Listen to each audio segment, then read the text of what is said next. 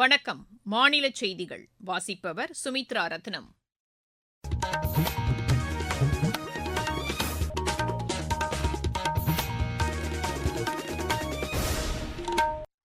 தலைப்புச் செய்திகள். சிவில் விமான போக்குவரத்து துறை இதுவரை இல்லாத அளவிற்கு வளர்ச்சி கண்டுள்ளதாக மத்திய அரசு தெரிவித்துள்ளது. மக்களுக்கு தகவல்களை வழங்குவதில் ஆகாஷ்வாணி மற்றும் தூர்தர்ஷன் முக்கிய பங்கு வகிப்பதாக மத்திய இணையமைச்சர் திரு எல் முருகன் கூறியுள்ளார். மகளிர் கல்வியில் தமிழகம் முன்னோடி மாநிலமாக திகழ்கிறது என்று மாநில அரசு தெரிவித்துள்ளது. பெண்களுக்கு எதிரான பாலியல் வன்கொடுமை சம்பவங்கள் தொடர்வது கண்டனத்திற்கு உரியது என்று அஇஅதிமுக, பிஜேபி மற்றும் பாமக கூறியுள்ளன. ஆசிய கோப்பை வில்வித்தை போட்டியின் ஆடவர் குழு பிரிவில் இந்தியா இறுதியாட்டத்திற்கு முன்னேறியுள்ளது.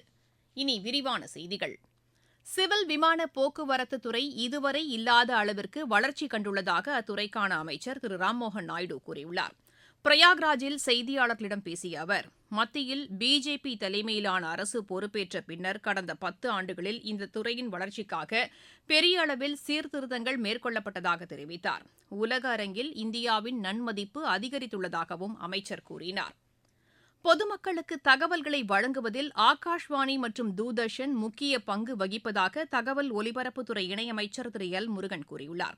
இன்று கோரக்பூரில் ஆகாஷ்வாணி மற்றும் தூர்தர்ஷன் செயல்பாடுகள் குறித்து அதிகாரிகளுடன் ஆய்வு மேற்கொண்டு அவர் பேசினார். நிகழ்ச்சிகள் மாநில மொழிகளில் ஒலிபரப்பப்பட வேண்டியதன் அவசியத்தையும் அமைச்சர் வலியுறுத்தினார். மகளிர் கல்வியில் தமிழகம் முன்னணியில் உள்ளதாக உயர்கல்வித்துறை அமைச்சர் திரு கோவி செழியன் கூறியுள்ளார். தருமபுரி மாவட்டத்தில் நடைபெற்ற நிகழ்ச்சிகளில் மாநில அரசின் நலத்திட்ட உதவிகளை பயனாளிகளுக்கு வழங்கி அவர் பேசினார். மகளிர் மேம்பாட்டிற்காக தமிழக அரசு செயல்படுத்தி வரும் திட்டங்களையும் அவர் பட்டியலிட்டார். பெண்களின் பாதுகாவலராக முதலமைச்சர் திரு மு க ஸ்டாலின் திகழ்வதாகவும் அமைச்சர் கூறினார். பெண்களுக்கான பாதுகாப்பை தமிழக அரசு உறுதி செய்ய வேண்டும் என்று அஇஅதிமுக பொதுச் செயலாளர் திரு எடப்பாடி பழனிசாமி வலியுறுத்தியுள்ளார். இது தொடர்பாக சமூக வலைதளத்தில் விடுத்துள்ள அறிக்கையில், நேற்று ஒரே நாளில் 12 பாலியல் வன்கொடுமை சம்பவங்கள் நடைபெற்றதாக வெளியான செய்திகளை சுட்டிக்காட்டியுள்ளார். தமிழக வரலாற்றில் இதுபோன்ற கருப்பு நாட்கள் தொடர்கதையாவது வருத்தத்திற்கும் கண்டனத்திற்கும் உரியது என்று அவர் அதில் குறிப்பிட்டுள்ளார். பாலியல் குற்றவாளிகள் மீது கடும் நடவடிக்கை எடுக்க தவறியதே இதற்கு காரணம் என்றும் திரு எடப்பாடி பழனிசாமி கூறியுள்ளார். பள்ளி மாணவிகளை பாதுகாப்பதில் திமுக அரசு முற்றிலும் தோல்வியடைந்துள்ளதாக பிஜேபி மாநில தலைவர் திரு அண்ணாமலை குற்றம் சாட்டியுள்ளார். சமூக வலைதளத்தில் விடுத்துள்ள செய்தியில் இதனை தெரிவித்துள்ள அவர், புதுக்கோட்டை மாவட்ட அரசு பள்ளியில் 7 மாணவிகள் பாலியல் தொல்லைக்குட்படுத்தப்பட்டதை சுட்டிக்காட்டியுள்ளார். இதுபோன்ற சம்பவங்கள் தொடர்ந்து நடைபெற்று வந்த போதிலும் அவற்றை தடுக்க உறுதியான நடவடிக்கைகள் மேற்கொள்ளப்படவில்லை என்றும் அவர் அதில் குறிப்பிட்டுள்ளார். இதன் காரணமாக பள்ளிக் கல்வித்துறை அமைச்சர் திரு அன்பில் மகேஷ் பொய்யாமொழி பதவி விலக வேண்டும் என்றும் திரு அண்ணாமலை வலியுறுத்தியுள்ளார். தமிழகத்தில் சட்டம் ஒழுங்கை பாதுகாக்கவும், பெண்கள் பாதுகாப்பாகவும் சுதந்திரமாகவும் நடமாடுவதை உறுதி செய்யவும் தேவையான நடவடிக்கைகளை மாநில அரசு மேற்கொள்ள வேண்டும் என்று பாமக தலைவர் திரு அன்புமணி ராமதாஸ் வலியுறுத்தியுள்ளார். இது தொடர்பாக இன்று அவர் வெளியிட்டுள்ள அறிக்கையில், பெண்களுக்கு எதிரான பாலியல் வன்கொடுமைகள் நாள்தோறும் நடைபெறுவதாக குற்றம் சாட்டியுள்ளார். நீங்கள் கேட்டுக்கொண்டிருப்பது மாநில செய்தி அறிக்கை.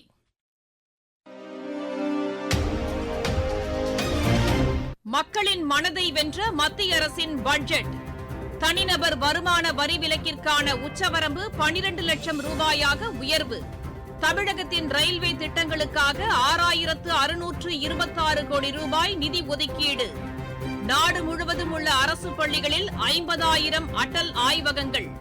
36 வகை உயிர்காக்கும் மருந்துகளுக்கு சுங்க வரியிலிருந்து விலக்கு. மாவட்டம் தோறும் அரசு மருத்துவமனைகளில் புற்றுநோய் சிகிச்சை பராமரிப்பு மையங்கள். லித்தியம் பேட்டரிக்கான சுங்க வரி ரத்து. குழாய் மூலம் குடிநீர் வழங்கும் திட்டம் மேலும் 3 ஆண்டுகளுக்கு நீட்டிப்பு. வளர்ச்சியடைந்த இந்தியாவிற்கான பயணத்தில் மோடி அரசு. தொடரும் மக்கள் நலத் திட்டங்கள்.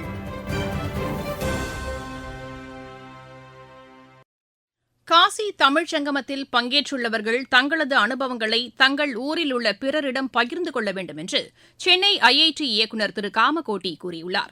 எமது செய்தியாளரிடம் பேசுகையில் அவர் இவ்வாறு கூறினார். காசி தமிழ் சங்கம் 3வது நடக்கிறது. இதுல போனவங்க அவங்களோட அனுபவங்களை அவங்க கிராமத்திலயோ அவங்க இருக்கிற சுற்றுவட்டாரத்திலயோ இதெல்லாம் பண்ணினோம், இப்படிலாம் இருந்தது, காசியில இதெல்லாம் இருக்கு அப்படிங்கறத சொல்லணும் அப்படிங்கறத நாங்க எதிர்பார்க்கிறோம். அப்பதான் எல்லாருக்கும் இந்த நார்த் அண்ட் சவுத்துக்குள்ள கனெக்ட் எல்லாரும் புரியணும். அதுதான் அந்த ஒரே பாரதம் உன்னத பாரதம்ங்கிறது அந்த ஃபீல் நமக்கு வரத்துக்கு அந்த கனெக்டை நம்ம புரிஞ்சுக்கணும். நார்த்துக்கு போக முடியாத ஒரு நிலைமை, அதாவது நமக்கு போக வாய்ப்பு இல்லை, அதுக்காக வசதி இல்லாதவங்களுக்கு நார்த் இந்தியா பத்தியே தெரியாம போயிடுது. இது ஒரு பெரிய ஒரு கனெக்டா இருக்குங்கிறத எதிர்பார்க்கிறோம். அதனால இப்ப இந்த காசி தமிழ் சமூகம் போனவங்க அவங்களோட அனுபவங்களை அங்க கிராமத்திலயோ அவங்களோட ஃப்ரெண்ட்ஸோடயோ அவங்களுக்கு சொந்தக்காரங்க எல்லார்ட்டையும் அதை பகிர்ந்துக்கணும், காசியை பத்தி சொல்லணும், எல்லாருக்கும் காசியை பத்தி தெரிஞ்சிருக்கணும். இதுதான் ஒரு நோக்கம். இதற்கிடையே காசி தமிழ்ச் சங்கமத்தில் பங்கேற்றுள்ள தமிழகத்தைச் சேர்ந்த தொழில் வல்லுநர்கள் மற்றும் தொழில் முனைவோர் அடங்கிய குழுவினர் இன்று ஹனுமன் படித்துறையில் புனித நீராடினர். எனது பாரதம் இயக்கத்தின் மூலம் வேலூர் மாவட்டத்தில் இளையோர் சுற்றுப்புற தூய்மை குறித்தும் அரசு திட்டங்கள் குறித்தும் பொதுமக்களிடையே விழிப்புணர்வை ஏற்படுத்தினர். இதில் 50க்கும் மேற்பட்டோர் பங்கேற்றதாக எமது செய்தியாளர் தெரிவிக்கிறார்.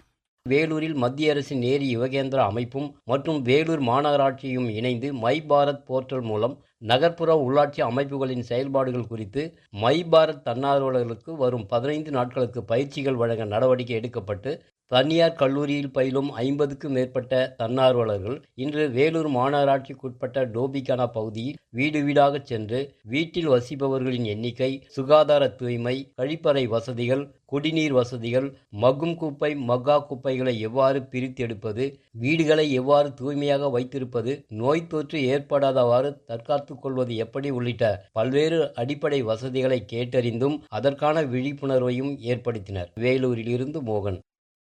குப்பைகளை தரம் பிரிப்பது போன்றவை குறித்து தாங்கள் விழிப்புணர்வை ஏற்படுத்தியதாக இதில் பங்கேற்ற ஒருவர் எமது செய்தியாளரிடம் தெரிவித்தார். சாலிட் வேஸ்ட் மேனேஜ்மெண்ட் எப்படி இருக்கு, அது எப்படி அவங்க செக்ரிகேட் பண்ணி தராங்க அப்படின்றத நாங்க முதல்ல ஹவுஸ் ஹோல்ட்ஸ் மூலியமா தெரிஞ்சுக்கிட்டோம். அவங்களுக்கான அவேர்னஸ் நாங்க கொடுத்தோம். நிறைய வெட் வேஸ்ட், மக்கும் குப்பை மக்கா குப்பை அப்படின்றது தரம் பிரிச்சு கொடுக்கணும். வீட்டுல இருந்தே நம்ம பிரிச்சு கொடுத்தா அது கார்பரேஷனுக்கு ரொம்ப யூஸ்ஃபுல்லா இருக்கும். அவங்களோட வேலையை கொஞ்சம் கம்மி பண்ணும். நம்மள சுத்தி இருக்கிறது நாமளே முதல்ல சரி பண்ணலாம் அப்படின்ற ஒரு அவேர்னஸ் அவங்களுக்கு நம்ம கொடுத்தோம். முக்கியமா பிளாஸ்டிக் பத்தி நாங்க சொன்னோம். அப்ப அவங்களுக்கு பிளாஸ்டிக் பத்தி வர இது பத்தி அவங்களுக்கு எதுவுமே தெரியல. நாங்க சொன்னது அவங்க உடனே புரிஞ்சுக்கிட்டு இவ்ளோ இருக்கா அப்படின்னு எங்களையே கேட்டாங்க. நாங்க சொன்னது மூலமா ஓகே அப்படின்னு சொன்னாங்க. இப்போ என்னால ஒரு விஷயம் உங்களுக்கு தெரிஞ்சது அப்படின்ற போது எனக்கு ரொம்ப சந்தோஷமா இருக்கு. இந்த வாய்ப்பு கொடுத்த மத்திய அரசுக்கு நன்றி. சென்னை அகில இந்திய வானொலியின் மாநில செய்திப் பிரிவு வழங்கும் செய்திச் சுடர் நிகழ்ச்சியில் புத்தொழில் இந்தியா இயக்கம் குறித்து மூத்த பத்திரிகையாளர் திரு வெங்கடேஷுடன் எமது நெறியாளர் சுமித்ரா ரத்னம் பங்கேற்ற நேர்காணல் இன்று இடம்பெறுகிறது. ஒருங்கிணைந்த அலைவரிசையில் இரவு மணி 9:15க்கு ஒலிபரப்பாகும் இந்த நிகழ்ச்சியை மாநிலத்தில் உள்ள அனைத்து வானொலி நிலையங்களும் அஞ்சல் செய்யும். மாவட்டச் செய்திகள். நாமக்கல் மாவட்டத்தில் அரசு திட்டங்களின் செயலாக்கம் குறித்து ஆட்சியர் திருமதி உமா இன்று ஆய்வு மேற்கொண்டார். கோவில்பட்டி அருகே காரில் கடத்தி வரப்பட்ட 900 கிலோ ரேஷன் அரிசியை காவல்துறையினர் பறிமுதல் செய்தனர். திருவாரூர் மாவட்டம் மன்னார்குடியில் உள்ள ராஜகோபால சுவாமி கலைக்கல்லூரியில் போதைப் பொருள் ஒழிப்பு குறித்த விழிப்புணர்வு நிகழ்ச்சி ஆட்சியர் திரு மோகனச்சந்திரன் தலைமையில் இன்று நடைபெற்றது. தூத்துக்குடி மாவட்டம் வடக்கு காரசேரியில் உள்ள வேளாண் விற்பனை ஒழுங்குமுறை கூடத்தில் ஆட்சியர் திரு இளம்பகவத் இன்று ஆய்வு மேற்கொண்டார். சிவகங்கை மாவட்டம் சிங்கம்புணரியில் மாற்றுத்திறனாளி மாணவர்களுக்கான சிறப்பு மருத்துவ முகாமினை ஆட்சியர் திருமதி ஆஷா அஜித் தொடங்கி வைத்தார். விளையாட்டுச் செய்திகள். ஆசிய கோப்பை வில்வித்தை போட்டியில் இந்தியா இறுதி ஆட்டத்திற்கு முன்னேறியுள்ளது. பாங்காக்கில் நடைபெற்று வரும் இப்போட்டியின் ஆடவர் குழு பிரிவு அரையிறுதி ஆட்டத்தில் இந்தியா 234க்கு 231 என்ற புள்ளிக்கணக்கில் கசகஸ்தானை வீழ்த்தியது. ஆடவர் ஒற்றையர் பிரிவில் இந்தியாவின் மிஸ்ரா 3வது சுற்றுக்கு முன்னேறியுள்ளார். 2வது சுற்று ஆட்டத்தில் அவர் 6-0 என்ற புள்ளிக்கணக்கில் குவைத்தின் அலி அல்சைதை வென்றார். சீனாவில் இன்று தொடங்கிய ஆசிய கோப்பை டேபிள் டென்னிஸ் போட்டியின் மகளிர் ஒற்றையர் பிரிவில் இந்தியாவின் ஸ்ரீஜா அகுலா முதலாவது ஆட்டத்தில் வெற்றி பெற்றார். இப்போட்டியில் 11-7, 11-5, 11-4 என்ற செட் கணக்கில் கத்தாரின் ஐயா முகமதை வென்றார். புனே சேலஞ்சர் டென்னிஸ் போட்டியில் இந்தியாவின் ராம்குமார் ராமநாதன், சாகித் மைனேனி இணை காலிறுதிக்கு முன்னேறியுள்ளது. மீண்டும் தலைப்புச் செய்திகள். சிவில் விமான போக்குவரத்து துறை இதுவரை இல்லாத அளவிற்கு வளர்ச்சி கண்டுள்ளதாக மத்திய அரசு தெரிவித்துள்ளது. மக்களுக்கு தகவல்களை வழங்குவதில் ஆகாஷ்வாணி மற்றும் தூர்தர்ஷன் முக்கிய பங்கு வகிப்பதாக மத்திய இணையமைச்சர் திரு எல் முருகன் கூறியுள்ளார். மகளிர் கல்வியில் தமிழகம் முன்னோடி மாநிலமாக திகழ்கிறது என்று மாநில அரசு தெரிவித்துள்ளது. பெண்களுக்கு எதிரான பாலியல் வன்கொடுமை சம்பவங்கள் தொடர்வது கண்டனத்திற்கு உரியது என்று அஇஅதிமுக, பிஜேபி மற்றும் பாமக கூறியுள்ளன. ஆசிய கோப்பை வில்வித்தை போட்டியின் ஆடவர் குழு பிரிவில் இந்தியா இறுதி ஆட்டத்திற்கு முன்னேறியுள்ளது. இத்துடன் இந்த செய்தியறிக்கை நிறைவடைகிறது. எமது செய்திகளை சமூக வலைதள பக்கங்களில் AAR நியூஸ் சென்னை என்ற முகவரியிலும் RNU சென்னை என்ற யூடியூப் சேனலிலும் உடனுக்குடன் அறிந்து கொள்ளலாம்.